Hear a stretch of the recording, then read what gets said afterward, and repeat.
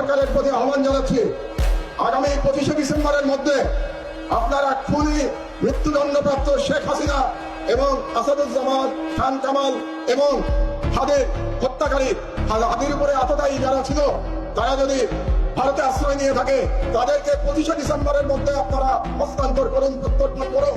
তাহলে আমি হাদির রক্তের কসম দিয়ে বলছি, বাংলাদেশের প্রতিটি ভারতীয় প্রতিষ্ঠানের বিরুদ্ধে আমরা প্রতিরোধ সংগ্রাম করব। সরকারের প্রতি আহ্বান জানাচ্ছি, 25 তারিখের মধ্যে যদি এই খুনিদের পাঠিয়ে দেওয়া না হয় বাংলাদেশে, তাহলে বাংলাদেশে কর্মরত প্রতিটি ভারতীয়ের ওয়ার্ক পারমিট বাতিল করতে হবে। রাজনৈতিক দলগুলোর উদ্দেশ্যে আমি বলতে চাই, অনেক রাজনৈতিক নেতা বলে থাকেন যে ভারতের সাথে বন্ধুত্ব করা ছাড়া নাকি ক্ষমতায় যাওয়া যায় না, কিংবা ক্ষমতায় গেলেও টিকে থাকা যায় না। ভারতের সাথে বন্ধুত্ব করে যদি ক্ষমতায় টিকে থাকা যেত, তাহলে শেখ হাসিনাকে পালিয়ে ভারতে আশ্রয় দিতে হতো না। এই সমস্ত রাজনীতিবিদদের বলে দিতে চাই, এই ওসমান হাদির বাংলাদেশে ভারতের দালালি করে কোন রাজনৈতিক দল ক্ষমতায় যেতেও পারবে না, ক্ষমতায় টিকে থাকতেও পারবে না।